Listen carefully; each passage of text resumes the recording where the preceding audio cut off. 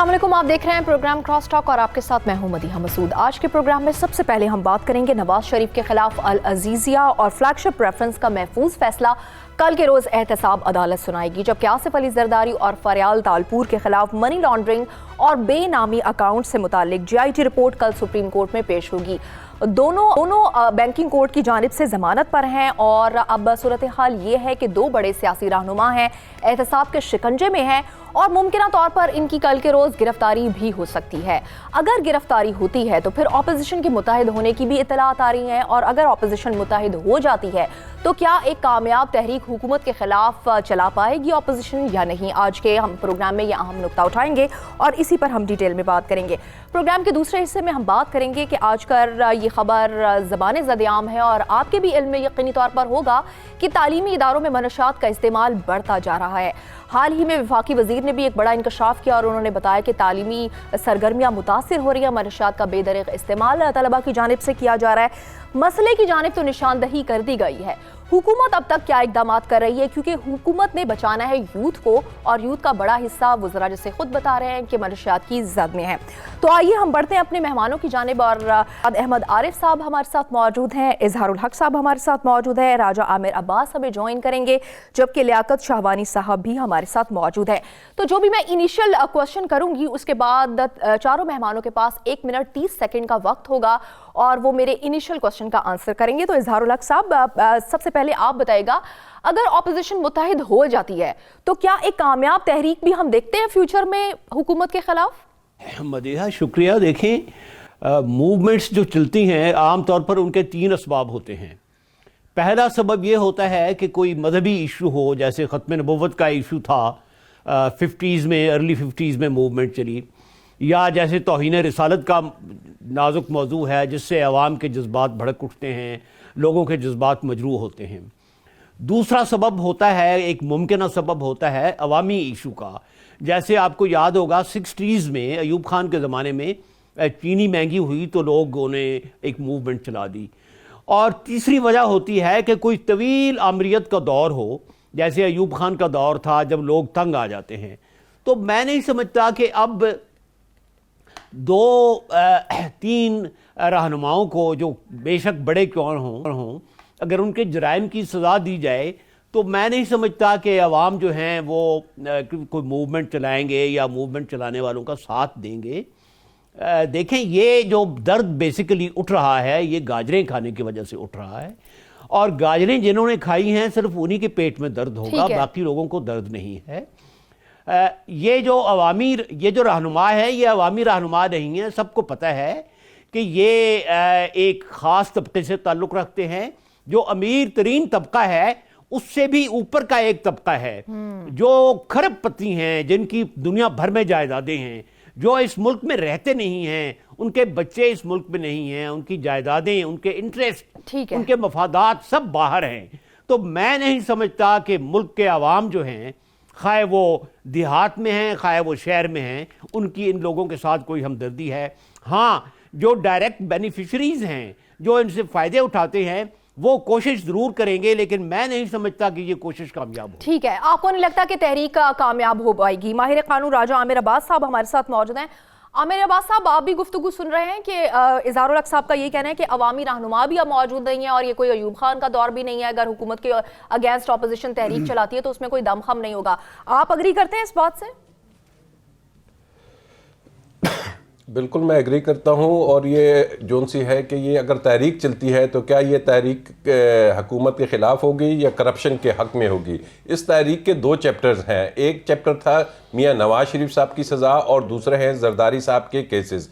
मियाँ Nawaz Sharif already Avon field में सज़ा याफ्ता हैं, और जब वो लाहौर तशरीफ़ लाए थे अपनी बेटी के हमरा, तो उन्हें यही उम्मीद थी कि बड़ी तहरीक चलेगी, उनके भाई साहब और उनकी पार्टी वाले लाखों का एक मजमा होगा लाहौर में, और उसके बाद इतना प्रेशर होगा कि दूसरे केसेस चल नहीं पाएंगे गालिबन। लेकिन जब वो लैंड करते हैं तो वो देखते हैं कि एयरपोर्ट पे कोई एक शख्स भी मौजूद नहीं, जिसकी वजह शायद ये थी कि लोगों ने ये जाना کہ ان کے اپنے بچے تو ایونٹ فیلڈ میں انجوائے کر رہے ہیں, وہاں بیٹھے ہوئے ہیں, اور وہ اربوں روپے کی پراپرٹیز اور وہ سونے کے وہ جو اس میں یوٹینسلز لگے ہوئے ہیں اس میں وہ رہ رہے ہیں, اور ہم یہاں اس سردی میں یا اس موسم میں اس تحریک چلائیں کہ جناب ان کے خلاف جو کیسز ہیں وہ بند کر دیے جائیں. قطعاً میں سمجھتا ہوں ہماری عوام میں اب وہ شعور آ چکا ہے کہ تحریک کا نام اس کو دینا ایک بہت اس لفظ کے ساتھ بھی زیادتی ہوگی, کیونکہ تحریکیں تو ہم نے چلتی ہوئی دیکھی کہ جب پاکستان بن رہا تھا یا اس سے پہلے یا اس کے بعد وہ تحریکیں کہلاتی تھی. یہ تو بات وہی ہوگی کہ مافیاز کے ساتھ کچھ ان کے پیڈ لوگ اگر ان کو پیسے دے کے باہر نکال لیا جائے تو شاید غالباً چند 100 آ جائیں گے, اور وہ بھی شاید ایک یا 2 روز کے لیے. آپ کا بھی یہ کہنا ہے کہ تحریک میں کچھ خاص دم نہیں ہوا. ارشاد صاحب, تحریک آخر چل کس کے خلاف رہی ہے؟ حکومت کے خلاف تحریک شروع ہوگی یا پھر کرپشن کے خلاف؟ گزارش یہ ہے کہ تحریک اگر یہ اپوزیشن چلانا چاہتی تو بہترین وقت وہ تھا جب الیکشن ہوا تھا, اور زرداری صاحب نے, شہباز شریف صاحب نے, فضل الرحمان صاحب نے کہا تھا کہ اس الیکشن میں سلیکشن ہوئی ہے اور نتائج وہ نہیں آئے جو عوام کے ووٹوں سے آنے چاہیے تھے. وہ شاید بہتر وقت ہوتا ہے ان کے لیے کہ ایک دھاندلی کو موضوع بنایا جاتا, اور انتخابات میں جو انجینئرنگ ہوئی اس کا وہ انہوں نے وقت ضائع کر دیا. فضل الرحمان کی بات کسی نے نہیں مانی, کیوں نہیں مانی یہ ایک الگ موضوع ہے. اب اگر کل سزا ہو جاتی ہے نواز شریف صاحب کو, جس کے بہت امکانات نظر آ رہے ہیں, اور زرداری صاحب اپنے کرتوتوں کی وجہ سے گرفتار ہو جاتے ہیں, تو عوام کیوں نکلیں گے؟ 2 وجوہات ہوتی ہیں عوام کے نکلنے کی. نمبر 1 تو یہ ہے کہ بہت بڑا عوامی ایشو ہو جس پہ ان کو قائل کر لیا جائے کہ آپ نکلیں, یا پھر کوئی سیاسی جماعت اتنا بڑا کیڈر رکھتی ہو اپنے سیاسی کارکنوں کا, ایماندار سیاسی کارکنوں کا, مخلص کارکنوں کا, جو لوگوں کو نکال سکیں کوئی نہ کوئی غلط صحیح نعرہ دے کے. ان دونوں سیاسی جماعتوں نے جو سب سے بڑا جرم کیا ہے سیاست کے حوالے سے, جمہوریت کے حوالے سے, کہ انہوں نے لوگوں کو اپنے پیسہ تو بنایا لیکن سیاسی کارکن کا یہاں خاتمہ کر دیا, یا ان کو کرپٹ کر دیا یا مایوس کر دیا, اور گھروں میں جا کے وہ بیٹھ گئے. جو ایماندار کارکن تھے وہ گھروں میں بیٹھ کے جو بددیانتی کی طرف جا سکتے تھے وہ ان کے شریک جرم ہو گئے. تو نہ ان کے پاس سیاسی کارڈر ہے, نہ ان کے پاس کوئی نعرہ ہے, اور نہ ہی لوگ اس وقت جو حکومت کو آئے چند ماہ ہوئے ہیں وہ تنگ آ چکے ہیں کہ وہ سڑکوں میں نکلیں. یہ تحریک نہیں چلا سکتے. البتہ اس نظام کو عدم استحکام سے دوچار کرنے کے لیے یہ کچھ حرکتیں کر سکتے ہیں, جس کو اگر سختی سے دبایا گیا تو یہ بالکل ختم ہو جائے گا. ٹھیک ہے, لیاقت شعبانی صاحب آپ کا کیا ٹیک ہے؟ 2 بڑے سیاسی رہنما اگر گرفتار ہو جاتے ہیں تو کیا عوام کا بھی انٹرسٹ اس میں ہوگا؟ جی دیکھیں, یہ دونوں جماعتیں پلس 30 اور جماعتیں اے پی ڈی ایم کے پلیٹ فارم پہ مل کے یہ 32 جماعتیں مسلم لیگ کاف کے غیر مقبول حکومت کے خلاف بھی تحریک نہیں چلا سکے تھے. تو اس وقت جو پی ٹی آئی کی حکومت ہے وہ تو ایک مقبول حکومت ہے, اس کے خلاف یہ کیا تحریک چلائیں گے؟ تحریک کے لیے عوامی قیادت اور اخلاقی جواز کا ہونا ضروری ہے. بھٹو صاحب کے کیس میں, وہ کرپشن کے کیس میں پھانسی پہ نہیں چڑھے تھے, ان کا جوڈیشل مرڈر ہوا تھا. اس وجہ سے سیاسی کارکنان اس کے لیے کوڑے بھی کھاتے رہے, جیلوں میں بھی جاتے رہے, تمام تکالیف اور مصائب برداشت کرتے رہے. میاں صاحب 13 جولائی کو جب لندن سے پاکستان آئے لاہور ایئرپورٹ پہ, وہ اس مرحلے میں سیاستدان سے لیڈر تو بن گئے تھے, لیکن 3 ماہ کی خاموشی کے بعد ان کی جو 3 اشرے کی سیاست ہے وہ دم توڑ چکی ہے. شہباز شریف 28 فروری کو مسلم لیگ نون کا صدر بننے کے بعد مسلسل ایز اے لیڈر فیلئر اور ڈیزاسٹر ثابت ہوئے ہیں. سینٹ کے انتخابات میں بھی وہ پرفارم نہیں کر سکے, سینٹ کا چیئرمین نہیں لا سکے. 25 جولائی کے انتخابات وہ ہار چکے, بطور وزیر اعظم وہ الیکشن ہار چکے, ڈپٹی اسپیکروں کا ہار چکا. انہوں نے جو ایک الائنس بنایا اپوزیشن کا وہ 2 ہفتے تک نہیں چل سکا. فضل الرحمان کی اے پی سی کی کال پہ پیپلز پارٹی اور نواز شریف نے دونوں نے ان کو جھنڈی دکھا دیا. پیپلز پارٹی کے لیے مارچ تک تمام حالات بالکل ٹھیک تھے. سینٹ کے انتخابات تک ان کو نہ اسٹیبلشمنٹ کی ہاتھ نظر آ رہی تھی نہ کوئی سازش, لیکن جو ہی ایف آئی اے کے کیسز کھلنے شروع ہو گئے تو پھر زرداری صاحب نے دھمکیاں دینا شروع کر دی. آخری ون لائنر میں یہ آپ بتائیے گا, اب سوال یہ کھڑا ہوتا ہے کہ اگر دونوں بڑے رہنما گرفتار ہوتے ہیں تو ان کے پیچھے سینکڑوں فالوورز بھی ہیں جس پر ان کو یقین ہے کہ یہ فالوورز باہر آئیں گے اور پھر ان کی سیاست کسی طور بچانے کی کوشش کریں گے. تو آپ کو کیا لگتا ہے کہ فالوورز کنونسڈ ہیں کہ احتساب کا جو عمل جاری ہوا اور جس سے کہ بدولت ان کو سزائیں ملیں گی یہ بالکل جانبدار ہے یا غیر جانبدار؟ دیکھیے فالوورز کی بات آپ کرتے ہیں تو میں سمجھتا ہوں کہ میاں نواز شریف صاحب کے جو سب سے بڑے فالوور تھے خواجہ آصف صاحب، جیسے ہی بات ہوئی کہ تحریک ہے اور آنا ہے تو ہم دیکھ رہے ہیں کہ وہ تو نیو یارک کی مینہٹن میں گھوم رہے ہیں، شاپنگ کر رہے ہیں، تو فالوورز انہی کو کہا جا سکتا ہے۔ اس کے بعد جو ووٹرز ہیں، دیکھیے بات ووٹرز جو ان سے ہیں وہ نکلتے ہیں، وہ لازمی طور پہ نکلتے ہیں، لیکن وہ کاہے کے لیے نکلتے ہیں کہ اگر ہمیں پتہ چلتا کہ جی میاں نواز شریف جون سے تھے، انہوں نے تمام ثبوت دے دیے تھے، انہوں نے تمام رسیدیں دے دی تھی، انہوں نے ایک ایک پائی کا حساب دیا، لیکن تب بھی اس ملک کی عدلیہ نے ان کے خلاف ایک فیصلہ دے دیا۔ اگر یہ چیزیں ریکارڈ پہ آ جاتی تو یقین کیجئے کہ ایسی تحریک ہوتی کہ لوگ ایک ایک چیز کو اکھاڑ کے پرے پھینکتے۔ اگر ہم یہ دیکھتے کہ وہ جو فالودے والا ہے، اگر ہم یہ دیکھتے کہ یہ جو ایک پائی کی کرپشن بھی ثابت نہیں کر سکی نیب۔ مدیحہ اس کا ایک اور پہلو ہے جو میں عرض کرنا چاہتا ہوں، وہ پہلو یہ ہے کہ یہ جو دونوں جماعتیں ہیں پی پی پی اور مسلم لیگ نون، یہ دیکھیں یہ آل پاکستان جماعتیں نہیں ہیں۔ نون جو ہے وہ وسطی پنجاب کے 5-6 اضلاع تک محدود ہے اور پیپلز پارٹی جو ہے وہ اندرون سندھ تک محدود ہے۔ پاکستان میں آج تک انٹیریئر سندھ سے کوئی موومنٹ نہیں چلی اور کسی موومنٹ نے انٹیریئر سندھ سے اٹھ کر کوئی تاثر پیدا نہیں کیا، کوئی حکومت نہیں گرائی۔ اب یہ جو 4-5-6 اضلاع وسطی پنجاب کے ہیں، ان میں احتجاج ہو سکتا ہے ان کے خلاف، لیکن آپ دیکھیں کہ پورا ملک ایک طرف ہے اور یہ وسطی پنجاب جہاں انہوں نے واقعی ترقیاتی کام کیے ہیں اور یہ ان کا اپنا ایک ویژن کی کمی تھی کہ انہوں نے پورے پاکستان کو، پورے پنجاب کو صرف لاہور اور اس کے نواحی اضلاع تک محدود رکھا۔ تو تحریکیں جو ہیں وہ ان چھوٹے چھوٹے علاقوں کی بنیاد پر نہیں چلتی، تحریکیں اس وقت چلتی ہیں جب پورے ملک کے لوگ اس میں شامل ہوں۔ آپ بے نظیر کو کہا کرتے تھے لوگ کہ بے نظیر چاروں صوبوں کی زنجیر، پیپلز پارٹی کا وہ دور لد چکا، وہ گزر چکا۔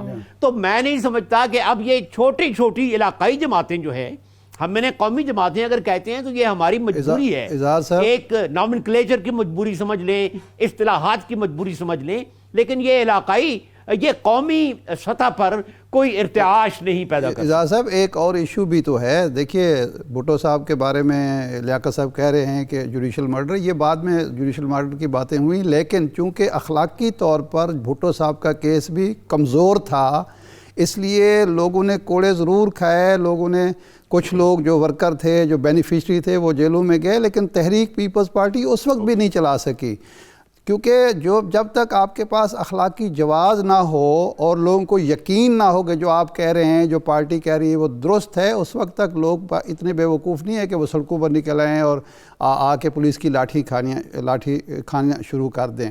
اب اس وقت صورتحال یہ ہے کہ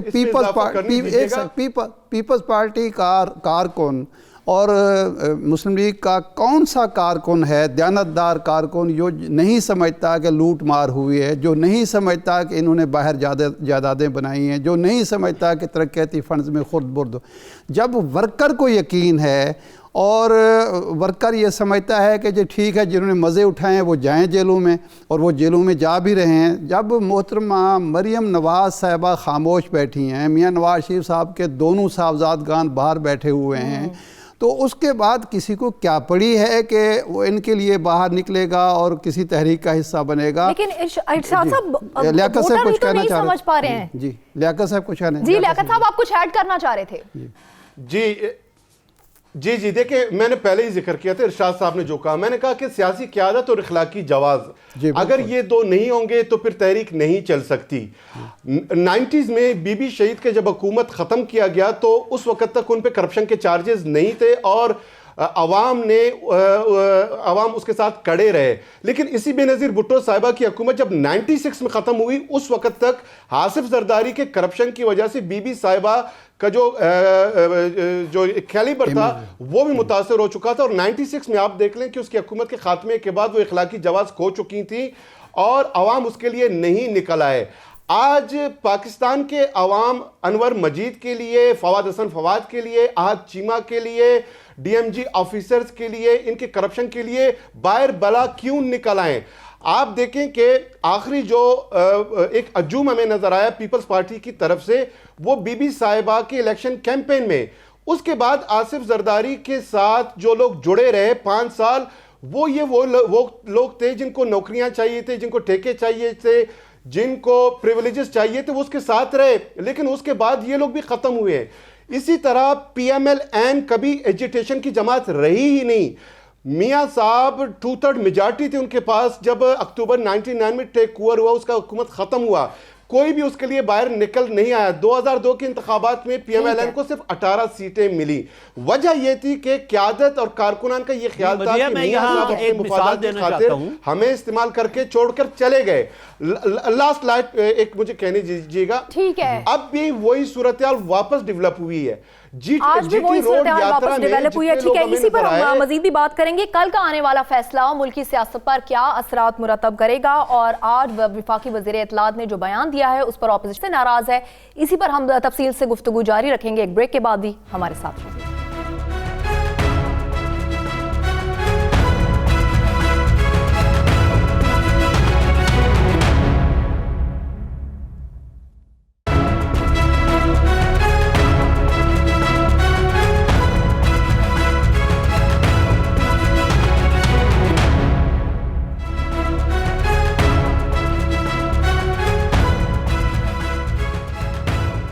ویلکم بیک۔ جیل زرداری صاحب کا دوسرا گھر ہے، یہ ان کا ماننا ہے۔ ہم بات کرتے ہیں راجہ عامر عباس سے۔ راجہ عامر عباس صاحب، زرداری صاحب تو یہ کہہ بیٹھے ہیں کہ جیل ان کا دوسرا گھر ہے، کیا امپریشن دینا چاہ رہے ہیں ووٹرز پر کہ ظلم سہنے کے عادی ہیں وہ؟ دیکھیے، ہمیں بھی ابھی اتنا عرصہ ہو گیا پریکٹس کرتے ہوئے، اور جو شخص یہ کہتا ہے کہ جی جیل میرا دوسرا گھر ہے، تو لازمی وہ ایک جس کو کہتے ہیں نا، یا تو کوئی سیریل اس نے ایک اوفینس کرنے ہوتے ہیں، یا وہ ایک ایسا کرمنل ہوتا ہے کہ جی جس کو پتہ ہوتا ہے آج میں دوبارہ اندر چلا جاؤں گا، نو پرابلم۔ اینی ہاؤ، یہ ایک بڑی عجیب سی بات ہے کہ ہم خالی زرداری صاحب نہ کہیں کہ اس ملک کے وہ سابقہ صدر ہے، اور اس ملک کے سابقہ صدر اگر یہ کہتا ہے کہ جیل میرا دوسرا گھر ہے تو یہ ایک انتہائی افسوسناک بات ہے۔ وجہ کیا ہے کہ وہ کیوں کہہ رہے ہیں کہ جیل میرا دوسرا گھر ہے؟ کوئی شخص، کوئی آدمی جس کے اوپر کوئی کیسز بنے، وہ کبھی یہ نہیں کہے گا کہ میں جیل جاؤں گا، وہ یہ کہے گا کہ جناب یہ میرے پہ غلط کیسز بنے ہیں، اور آپ دیکھیں گے اور اس ملک کی عوام دیکھے گی کہ میں اس سے باعزت طور پہ بری ہو کے باہر آؤں گا، سرخ روح ہوں گا۔ یہ اس قسم کے کیسز ہیں۔ لیکن اب ہو کیا رہا ہے کہ یہ جو کل کی ایک جے آئی ٹی کھل رہی ہے، اور دوسری جے آئی ٹی آج سے ہم نے کچھ عرصے پہلے دیکھی تھی کہ میاں نواز شریف صاحب کے کیسز میں، یہ وہ 2 جے آئی ٹیز ہیں جس کو ویسے تو ہم کہہ رہے ہیں کہ سی پیک اس ملک کا گیم چینجر ہے، لیکن مجھے لگ رہا ہے کہ اس ملک کی اکانومی کا جو گیم چینجر ہوگا نا، وہ یہ 2 جے آئی ٹی کی رپورٹس ہوں گی، کیونکہ اس نے ہمیں ایک ڈائریکشن دینی ہے۔ جو ہماری اکانومی نے مضبوط ہونا ہے وہ تب ہی ہوگی کہ جب کرپشن، آپ جتنے مرضی سی پیک کر لیں، جتنے مرضی آئی ایم ایف سے آپ بورنگ کر لیں، جب تک آپ کرپشن کے ناسور کو ختم نہیں کریں گے، جیسا کہ آج چیئرمین نیب نے کہا کہ یہ کرپشن کا ایک پہلے دیمک تھا جو اب ناسور بن چکا ہے، تو اس ناسور کو ہم نے ہر حال میں ناسور کو ختم کرنا ہے۔ زرداری صاحب جو یہ کہہ رہے ہیں کہ جیل ان کا دوسرا گھر ہے، جیل ان کا دوسرا نہیں بلکہ پہلا گھر ہے۔ وہ پہلے جیل سے ہو کر سیاست میں آئے ہیں، ورنہ جو ہے جیل سیاسی لیڈرز کا دوسرا گھر ہوتا ہے۔ المیہ ہمارے ملک میں یہی ہے کہ جیل میں رہنے والے کرمنل لوگ، لینڈ مافیا، ڈرگ مافیا، یہ سارے لوگ جن کو ہم الیکٹیبل کہتے ہیں۔ الیکٹیبل کیا ہے؟ آپ عوام میں جائیں پوچھ لیں کہ الیکٹیبل کیا ہے، وہ وہی کہیں گے کہ جو حلقے کا سب سے بڑا غنڈہ ہے، جس کے ہاتھ میں پٹواری ہے، اسسٹنٹ کمشنر ہے، ڈپٹی کمشنر ہے، پیسے ہیں، کرمنل ہے، مافیا کے لوگ ہیں، یہ سارے جیل کے یونیورسٹی سے سرٹیفکیٹ لینے کے بعد آ کے کوالیفائی کرتے ہیں پالیٹکس میں الیکشن جیتنے کا، اور پھر آ کے مافیا کی طرح اس ملک کے تمام سسٹم پہ قابض ہو جاتے ہیں۔ اور انفارچونیٹلی یہ وائٹ کالر جو کرائم ہے، یہ جو ہمارے بیروکریٹس ہیں، یہ ان کو سکھاتے ہیں۔ ہمارے ملک میں بیروکریٹ سیاستدانوں کے کرپشن گرو ہیں، بیروکریٹ ہی کرپشن کا دروازہ کھولتا ہے جس میں یہ لوگ داخل ہوتے ہیں۔ اور دوسری بات میں آپ کو بتاؤں، عامر صاحب نے جو ذکر کیا اینٹی کرپشن ڈرائیو کا، ہمارا جو ملک ہے یہ 3 ادوار سے گزرا ہے، دور جمہوریت، دور آمریت، اور اب دور احتساب سے گزر رہا ہے۔ دونوں ادوار عوام نے دیکھ لیے ہیں۔ اس وقت عوام جو ہے احتساب کی جو تحریک ہے، نظریاتی طور پہ اس کے ساتھ جڑ گئے ہیں، اور عمران خان صاحب پبلک پلس کو سمجھتے ہوئے انہوں نے کل کہا کہ کمپرومائز میں کرپشن ڈرائیو پہ نہیں کروں گا. اس کی وجہ یہ کہ عمران خان کا جو سیاسی شہرگ ہے وہ اینٹی کرپشن ڈرائیو ہے. اگر خان صاحب احتساب کے اس موقف سے پیچھے ہٹ گئے تو ان کی سیاسی نے آگے بڑھنا ہے. لیاقت صاحب ایک پرابلم جو ہے وہ یہ ہے کہ جو ہم نے اس وقت معاشی اور سیاسی نظام وضع کر رکھا ہے اس ملک میں, اس کی موجودگی میں میں نہیں سمجھتا کہ صفائی ہو سکتی ہے. یہ معاملہ منطقی انجام. دیکھیے یہ پروڈکشن آرڈر کیا دنیا میں ایسا ہوتا ہے, کوئی کانگریس مین اگر امریکہ میں جرم کرے, ایف بی آئی اس کو پکڑ لے, تو کانگریس کا یعنی سینٹ کا چیئرمین ہوگا یا دوسرے ایوان کے جو چیئرمین ہوں گے یا اسپیکر ہوں گی, وہ پروڈکشن آرڈر جاری کریں گے اور کہ آپ ان کو حاضر کریں, اور وہ آ کے ایف بی آئی کے خلاف یا کسی دوسرے محکمے کے خلاف بات کر سکتے ہیں؟ ممکن نہیں ہے. پارلیمانی نظام برطانیہ میں ہے, برطانیہ میں بھی ایسا ممکن نہیں ہے. یہ کوریا میں جو صدر گرفتار ہوئی تو کیا ایوان میں کوئی احتجاج ہوا؟ اس لیے کہ اس ملک میں مجرم کو مجرم سمجھا ہی نہیں جاتا, اس کے حامی پیدا ہو جاتے ہیں. اس کے یعنی اب کل فواد چودھری صاحب کی ٹویٹ ہم پڑھ رہے تھے اور شیخ رشید صاحب کا ہم بیان پڑھ رہے تھے کہ جی عجیب بات ہے. بھئی عجیب, آپ حکومت میں ہیں, آپ کو اب یقین ہونا چاہیے. اگر اس میاں جاوید کو ہتھکڑی لگی اور فوت ہونے کے بعد بھی نہیں کھولی گئی تو یہ آپ کی پولیس کی نالائکی ہے, ناکامی ہے جو پنجاب پولیس ہے. اگر میاں شہباز شریف صاحب اور سعد رفیق صاحب کے پروڈکشن آرڈر جاری کیے ہیں تو آپ کے اسپیکر نے کیے ہیں. اگر آپ ہتھکڑی لگانا چاہتے ہیں تو آپ لگا دیں, آپ کو کس نے روکا ہوا ہے؟ تو یہ سسٹم اگر موجود ہے تو میں نہیں سمجھتا کہ بہت بڑی کوئی کامیابی ہو سکتی ہے, بہت بڑی تبدیلی آ سکتی ہے. اس سسٹم کے اندر, جو سیاسی سسٹم کے اندر, معاشی سسٹم کے اندر تبدیلیاں لانی ہوگی. بنیادی ارشاد صاحب جی اظہار الحق صاحب جی مدیحہ نے بات شروع کی تھی کہ زرداری صاحب کا جیل دوسرا گھر ہے, چلے ان کی بات مان لیتے ہیں تو ان کے گھر گن لیتے ہیں. پاکستان ان کے گھروں میں کہیں بھی نہیں آتا. پہلا گھر ان کا دبئی ہے, دوسرا گھر ان کا نیو یارک کا فلیٹ ہے, تیسرا گھر ان کا پیرس کے پاس ایک محل ہے 2 صدی پہلے کا, پھر لندن میں ہے. تو پاکستان تو ان کے گھروں کی فہرست میں آتا ہی نہیں ہے. دوسری بات میں یہاں لیاقت صاحب کی خدمت میں ادب کے ساتھ احترام کے ساتھ عرض کروں گا کہ سارے بیوروکریٹس کو ایک لاٹھی سے نہ ہانکیں. جب احد چیمہ کو پکڑا گیا تھا تو شہباز شریف نے پوری کوشش کی تھی کہ پنجاب کے بیوروکریٹ اکٹھے ہو کر موومنٹ چلائیں, وہ اس میں بری طرح ناکام ہوئے. یہ ایک مخصوص پرسنٹیج ہے, لیکن بہت سارے سے اکٹھے ہو گئے تھے, اسٹرائک بھی کیا تھا انہوں نے, کانا بناتے ہیں. ادروائز سرکاری ملازم آپ کا آج بھی میجورٹی جو ہیں وہ نیک ہیں, اچھے لوگ ہیں, جبھی تو ملک چل رہا ہے. لیکن یہ اچھے لوگ جو ہیں یہ اظہار صاحب اتنے کمزور ہیں کہ یہ آواز بلند نہیں کرتے یا اپنے پاؤں پر کھڑا نہیں ہوتے. جب ایک چیف سیکرٹری 2.5 لاکھ تنخواہ لے رہا ہو اور ایک 19ویں گریڈ کا افسر کو 20 لاکھ دے دیے جائے اور چیف سیکرٹری صاحب چپ کر کے بیٹھے رہیں, خواہ وہ کتنے ایمانداری کیوں نہ ہوں, اور دوسرے لوگ کوئی نہ بولے کہ بھئی اس 19ویں گریڈ کے افسر کو یا 20ویں گریڈ کے افسر کو 16 لاکھ 20 لاکھ کس بنیاد پر دیے جا رہے ہیں, تو یہ بھی تو ایک بہت بڑی کمزوری ہے نا ایماندار لوگوں کی. یہ سسٹم کی خرابی ہے. ارشاد صاحب یہ اچھے آفیسر اس وقت اچھے بچے بن جاتے ہیں جب ان کے لیے 56 کمپنیاں بنا کے ان کو ایڈ مقرر کیا جاتا ہے اور ان کو اچھے اچھے پیکیجز دیے جاتے ہیں. میں ایک لاٹھی سے سب کو نہیں آنک رہا, میں اس بات کو قبول کرتا ہوں کہ بہت سارے ہمارے آفیسر بھی اچھے ہیں اور اسی پارلیمنٹ میں بہت سارے سیاسی کارکنان, بہت سارے سنجیدہ لوگ بھی موجود ہیں. اور آج آپ پیپلز پارٹی اور پی ایم ایل این دونوں کے اسمبلی اراکین دیکھ لیں, وہ جو سنجیدہ لوگ ہیں وہ اس تمام معاملات میں خاموش ہیں. میاں رضا ربانی اگر کانسٹیٹیوشن کے حوالے سے بات تو ضرور کر رہے ہیں لیکن زرداری صاحب کے کرپشن کو ڈیفینڈ نہیں کر رہے. چودھری اعتزاز حسن کا کوئی بیان نہیں آیا. زرداری کے ساتھ اب کون ہے؟ مراد علی شاہ ہے جو یہ پورا اومنی گروپ کو, جنہوں نے 2 کمپنیوں سے 11 سالوں میں 91 کمپنیوں تک پہنچا دیا ہے. 11 سالوں میں 95% ایسٹس بڑھے اومنی گروپ کے. لیاقت صاحب لیکن یہ حقیقت ایک بات مجھے کہنے دیجئے, ایک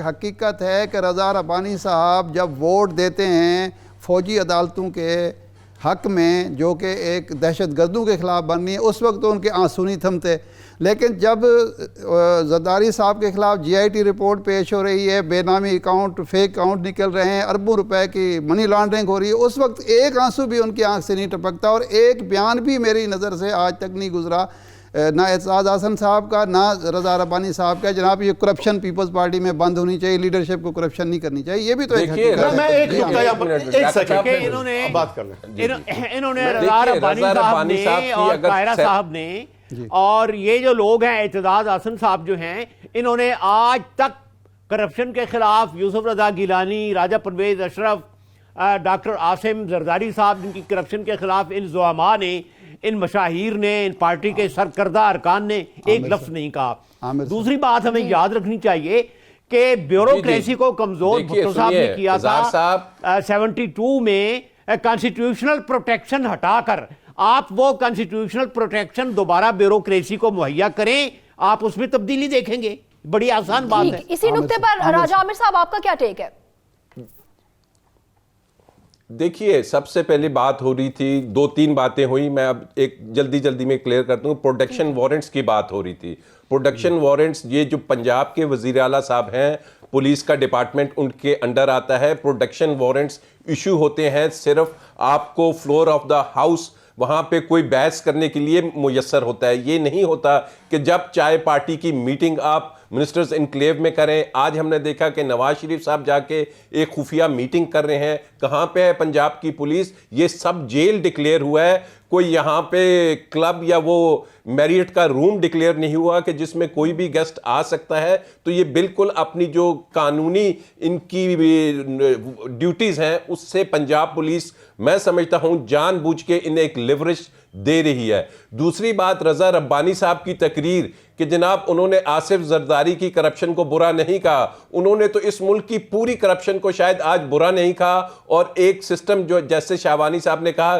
کہ اس ملک میں ڈیموکریسی، ایک اکاؤنٹیبلٹی کی جو ہوا چلی ہے، یقیناً وہ اس کو روکنا چاہ رہے ہیں، وہ اس کو سبوٹاج کرنا چاہ رہے ہیں، اور جس قسم کی باتیں یہ آ رہی ہیں کہ جی اگر فلانے کا احتساب نہیں ہوتا تو ہمارا بھی نہیں ہوگا، اگر ان کا اپنا ان ہاؤس بلڈ سسٹم ہے تو یہ پورا سسٹم ہی خراب ہے۔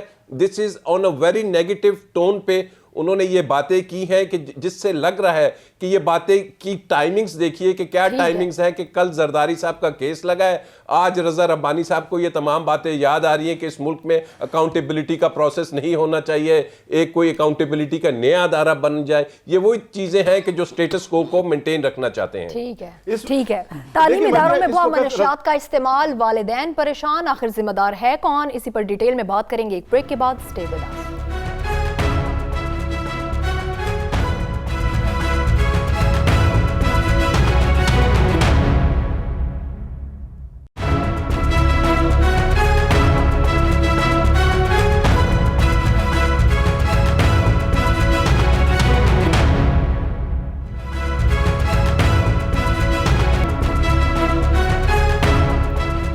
Welcome back. اب سب سے امپورٹنٹ ٹاپک کو ہم ڈسکس کریں گے، تعلیمی اداروں میں بڑھتا ہوا منشیات کا استعمال۔ ارشاد صاحب آپ بتائیں گا یہ کس کی ناکامی ہے؟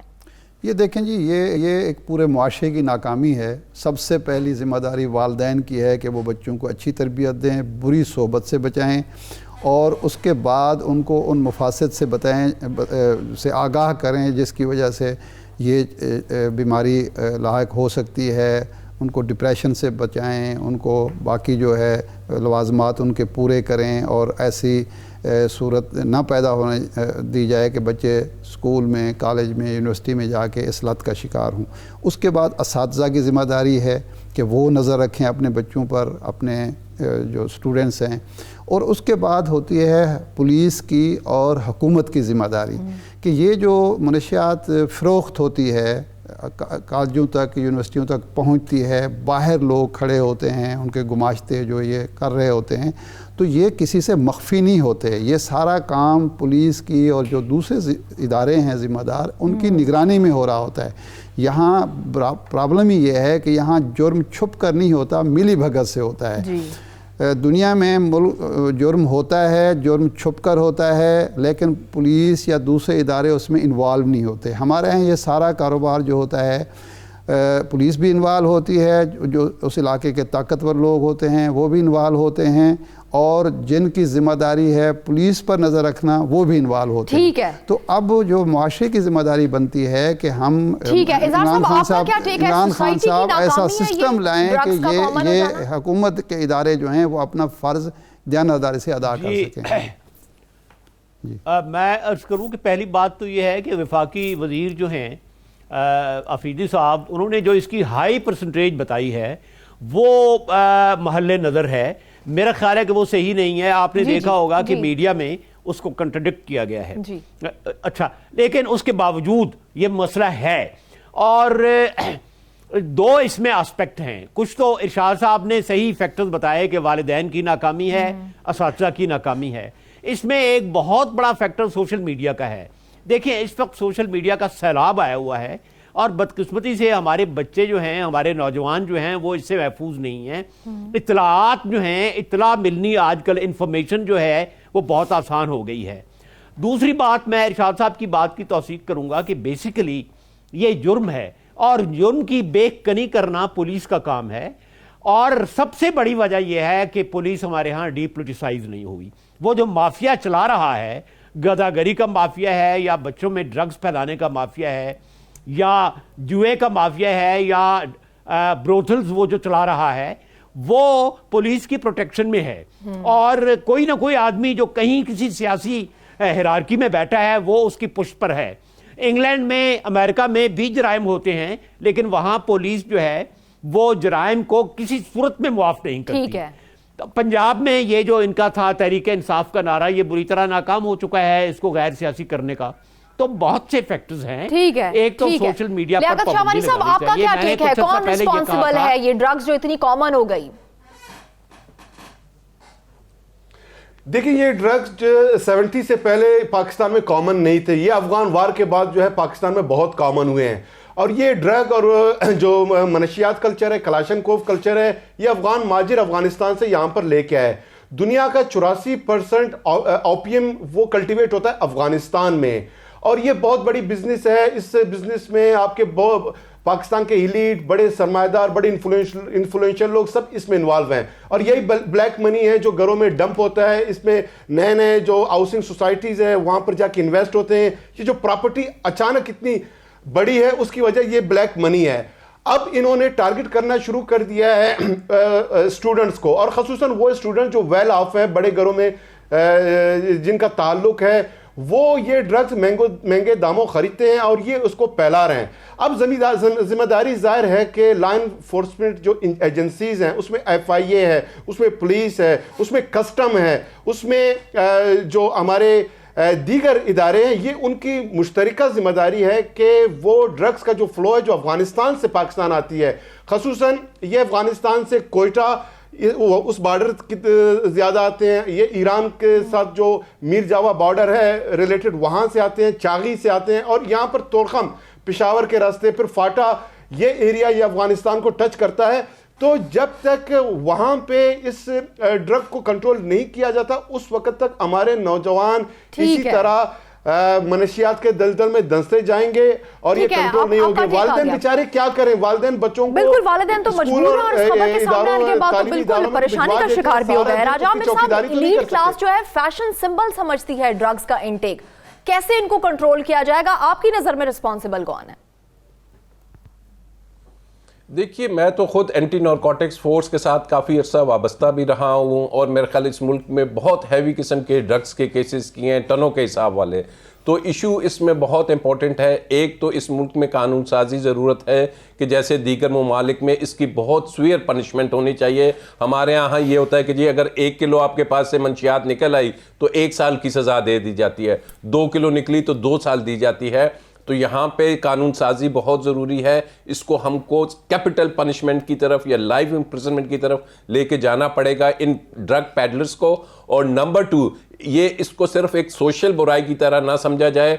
मुझे जो अंदाज़ा हो रहा है कि ये जानबूझ के हमारे दुश्मन ममालिक जो हमारे मुल्क में ड्रग्स को हमारे कॉलेजेस, यूनिवर्सिटीज़, हमारे स्कूल्स, वहाँ पे एक सोची समझी साजिश के तहत ये फैलाया जा रहा है। तो इसको हुकूमती सतह पे, ANF के सतह पे وار لائک فوٹنگز پہ اس کو ڈیل نہ کیا گیا تو یہ ایک بہت بڑا ہمارے ملک میں ایسا ایک ایلمنٹ بن جائے گی کہ جس کو پھر دور کرنا بہت ٹائم لے گا اور اس میں جنریشنز تباہ ہو جاتی ہیں. ٹھیک ہے. میرا خیال ہے اس میں حکومت کو چاہیے ایک تو علماء کو شریک کرے, خطبات جمعہ میں اس کا بار بار وہ ہونا چاہیے. دوسرا جو ہے, ایک جو آفریدی صاحب کے بارے میں بات ہوئی تھا, تھوڑی میں وضاحت کروں. جو میں نے ان کا کلپ سنا تھا وہ یہ کہہ رہے تھے کہ جو ایلیٹ ایجوکیشنل انسٹیٹیوشنز ہیں ان کی اکثریت, انہوں نے یہ نہیں کہا تھا کہ جی 70% جو ہے اسلام آباد کے سارے اداروں میں یہ ہے, وہ چند اداروں کا وہ ذکر کر رہے تھے. اور دوسرا بالکل ٹھیک ہے جو عامر صاحب بات کر رہے ہیں کہ حکومت کا جو ذمہ داری ہے وہ آج کے دن تک تو وہ ناکام ہوئی ہے, کہ اگر وہ سرحدوں پر نہیں روک سکی اس کی ظاہر بات ہے ایسا تو نہیں ہوتا کہ جی اوپر سے پھینکی جاتی ہے, وہ انہی سڑکوں پر وہ ساری ٹریفک ہوتی ہے, انہی ذرائع سے آتی ہے جو معلوم ذرائع ہیں, ان کی روک تھام اگر نہیں ہوتی, اگر پولیس سے بعض پر صحیح معنوں میں نہیں ہوتی کہ اگر ایک علاقے میں وہ فروخت ہو رہی ہے, تقسیم ہو رہی ہے, تو میرا خیال ہے سسٹم کوئی بنانا پڑے گا اور اس کو بالکل جنگی بنیادوں پر ختم کرنا ہوگا, ورنہ دشمن اس کا فائدہ بہت اٹھائے گا. ایک پہلو جو ہے ایک خاص پہلو کی طرف میں اشارہ کرنا چاہتا ہوں, وہ یہ کہ آخری رائے میں والدین کو اس سے ایگزمپٹ نہیں کیا جا سکتا. آپ دیکھیں کہ جو ایلیٹ کلاس کا کہا گیا ہے, تو یہ ایلیٹ کلاس کیا کر رہی ہے؟ یہاں کی ایلیٹ کلاس کی خواتین کو فیس بک سے فرصت نہیں ہے, ان کی ایک پارٹی لائف ہے. اچھا, ان کے جو مرد ہیں ان کو پیسہ کمانے سے فرصت نہیں ہے, تو بچوں کی تربیت کون کرے؟ یہ والدین کو کسی طرح بھی بری ذمہ قرار نہیں دیا جا سکتا. پہلا مکتب, پہلا سکول ہمیشہ گھر ہوتا ہے. ان کو چاہیے کہ نگرانی کریں. اگر وہ سمجھتے ہیں کہ سکول میں لوپ ہولز ہیں, لیپسز ہیں, تو وہ جا کر سکول کے لوگوں سے بات کریں. میں نہیں سمجھتا کہ والدین کو اس سے بری ذمہ قرار دیا جائے.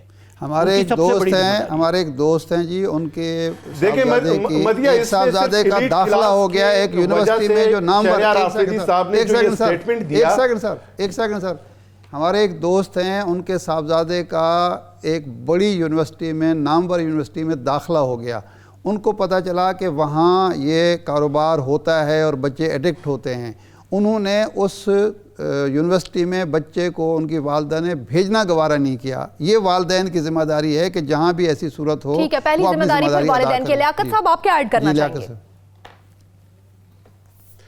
دیکھیں, یہ جو چہرہ آفریدی نے ذکر کیا ہے, تمام جو ایلیٹ ادارے ہیں وہاں پر جو اسٹوڈنٹس تباہ ہو رہے ہیں, ان کو نقصان ہو رہا ہے, اس پہ ہمیں بھی افسوس ہے, ہم سب کو افسوس ہے. لیکن مجھے شہریار آفریدی کی اس سٹیٹمنٹ پہ اس لیے بھی افسوس ہے کہ ایلیٹ کے لیے تو سب بات کرتے ہیں, لیکن یہ بنیادی طور پہ ایلیٹ سے زیادہ عام عوام کا مسئلہ ہے.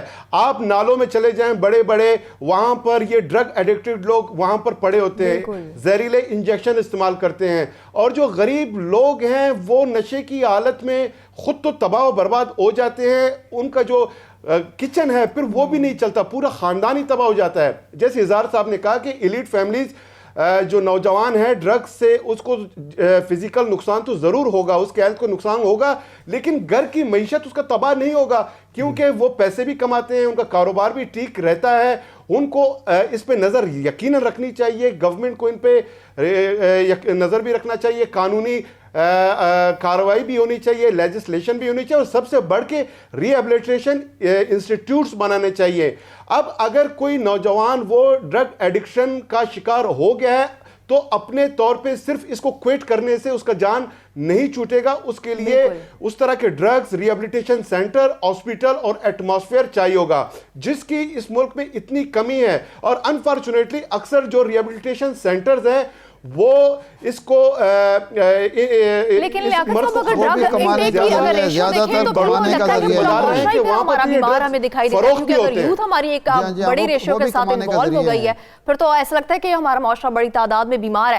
عامر صاحب آپ کیا کہیں گے, کس قسم کی لیجسلیشن ہونی چاہیے؟ جیسے عرب ممالک میں ہم دیکھتے ہیں کہ ڈرگ انٹیک پہ بڑی سخت پنشمنٹ دی جاتی ہے, کچھ ایسا ہی ڈنڈے کے زور پر یہاں پر بھی ڈرگز ہم روک سکتے ہیں؟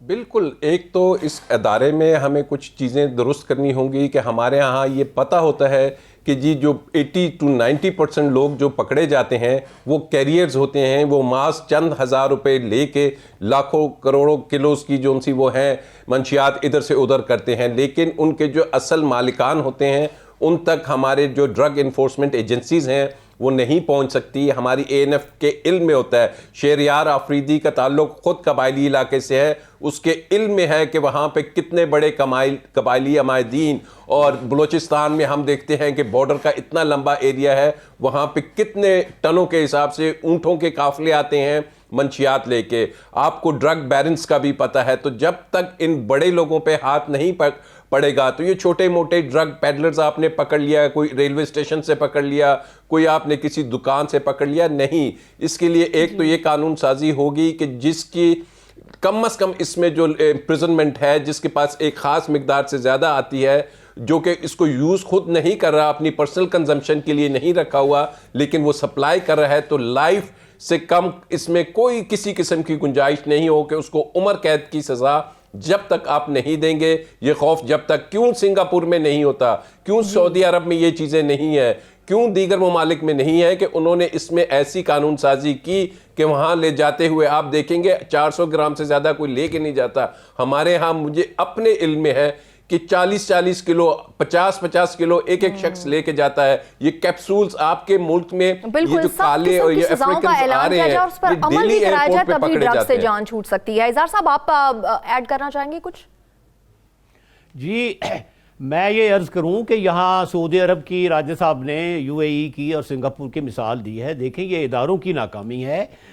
ڈرگز کو اور مافیا کو, بارنز کو کون پکڑے گا جس ملک میں ہزاروں لوگوں کو چند سکوں کی خاطر شناختی کارڈ دے دیے جاتے ہیں, جس ملک میں غیر ملکی جو ہیں وہ MPA الیکٹ ہو جاتا ہے, غیر ملکی ناظرہ جیسے حساس اداروں میں ملازم ہو جاتے ہیں, وہاں ڈرگ بارنز کو کون پکڑے گا؟ ہمارے ادارے صحیح ہو جائیں تو تب یہ ان کو پکڑ سکیں گے. ٹھیک ہے. لیاقت صاحب آپ کیا ایڈ کرنا چاہیں گے, کیا سجیشنز ہے آپ کے پاس؟ جی بارڈر کنٹرول اور سخت سزائیں اور ان سخت لیجسلیشن اور اس پہ عمل درآمد, اس کے بغیر اس مسئلے کا اس لیے حل نہیں کہ یہ بہت بڑی معیشت ہے, یہ بہت بڑی انڈسٹری ہے. اس انڈسٹری سے پورا ایک مافیا چلتا ہے, پراپرٹی مافیا, اور بڑے بڑے کاروباری لوگ وہ اس میں انوالو ہیں, وہ اتنے طاقتور ہیں کہ آپ کے پارلیمنٹ میں 50% سے زیادہ یا ان کے ڈائریکٹ نمائندے بیٹھے ہوئے ہیں یا ان کے فائنانس کی بنیاد پہ الیکشن جیت کر آتے ہیں. دیکھیں ایک مافیا دوسرے مافیا سے جڑا ہوا ہے. مافیاز کا آپ خاتمہ نہیں کریں گے, ہر طرح کے مافیاز کا, تو یہ بیماری اس پر آپ قابو نہیں پا سکتے.